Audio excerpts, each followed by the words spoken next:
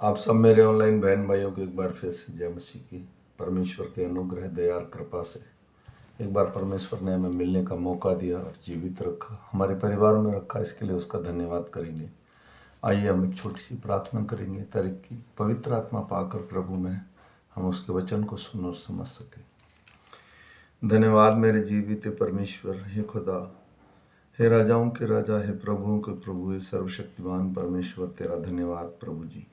प्रभु हम सबको ऑनलाइन सुनने वाले जितने व्यक्ति हैं प्रभु, मेरे भाई और बहनें, सबको पवित्र आत्मा से ढक दे प्रभु, ताकि तेरा वचन सुनने और समझने में मदद मिले मेरे राजा। प्रत्येक जन को छू ले प्रभु, तू दूर का भी परमेश्वर है और पास का भी परमेश्वर है प्रभु। मैं विश्वास करता हूँ तूने सबको पवित्र आत्मा दिया ताकि तेरी अगुवाई पाकर हम तेरे वचन को सुनने और समझने की शक्ति पा सकें और तेरे गूढ़ वचन को समझ सकें। धन्यवाद मेरे राजा, सारा आदर सारी महिमा तुझे देता हूँ प्रभु यीशु, आमीन।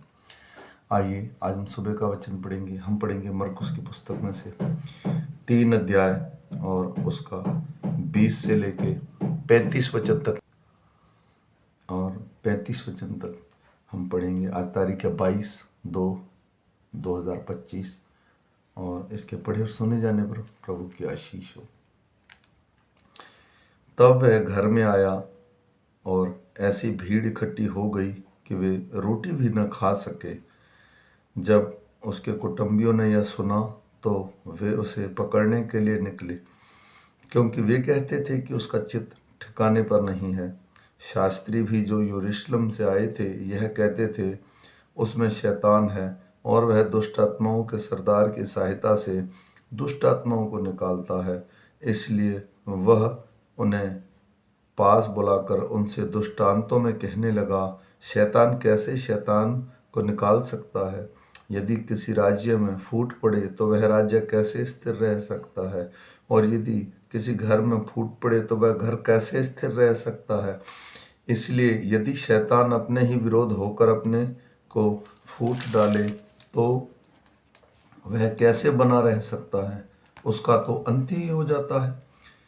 परंतु कोई मनुष्य किसी बलवंत के घर में घुसकर उसका माल नहीं लूट सकता जब तक कि वह पहले उस बलवंत को बांध ना ले, और तब उसके घर को लूट लेगा। मैं तुमसे सच सच कहता हूँ कि मनुष्यों की संतान के सब पाप और निंदा जो वे करते हैं क्षमा किए जाएंगे, परंतु जो कोई पवित्र आत्मा के विरुद्ध निंदा करे वह कभी भी क्षमा न किया जाएगा, वरन वह अनंत पाप का अपराधी ठहरता है। क्योंकि वे यह कहते थे कि उसमें दुष्ट आत्मा अशुद्ध आत्मा है।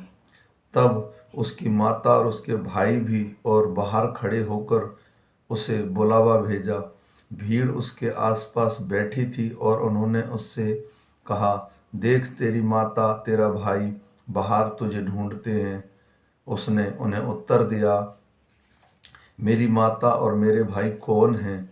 और उन पर जो उसके आसपास बैठे थे दृष्टि करके कहा, देखो मेरी माता और मेरे भाई ये हैं। क्योंकि जो कोई परमेश्वर की इच्छा पर चले वही मेरा भाई और बहन और माता है। आमीन। मेरे भाई और बहनों, आज का वचन बिल्कुल सरल और स्पष्ट है। पहले प्रभु यीशु मसीह और उसके परिवार वाले उसको कहते हैं तेरा चित्त ठिकाने पर नहीं है। फरीसी और सदूकी शास्त्री लोग भी उसको कहते हैं ये दुष्ट आत्माओं के सरदार से दुष्ट आत्माओं को निकालता है। मेरे भाइयों, प्रभु यीशु मसीह ने उन्हें सरल सा उत्तर दिया कि शैतान शैतान का विरोधी नहीं हो सकता। दूसरी चीज़ हमने आज सीखने को मिली, प्रभु यीशु मसीह जब आया तो उसके परिवार वालों ने कहा इसका चित्त ठिकाने पर नहीं है। चित्त का मतलब होता है दिमागी रूप से प्रभु यीशु मसीह स्वस्थ नहीं है। प्रभु यीशु मसीह को बोला तेरा परिवार बाहर खड़ा है। उस प्रभु यीशु मसीह ने कहा, उत्तर दिया कि कौन मेरी माता, कौन मेरा भाई और कौन मेरी बहन। यहाँ प्रभु यीशु मसीह अलगाव की बात करते हैं।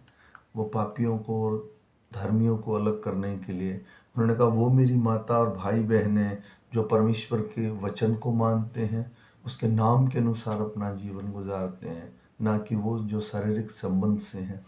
क्योंकि वो सब बचाए जाएंगे जो प्रभु यीशु मसीह के चरणों में आएंगे, और जब प्रभु यीशु मसीह बादलों में आएंगे तो उठा लिए जाएंगे।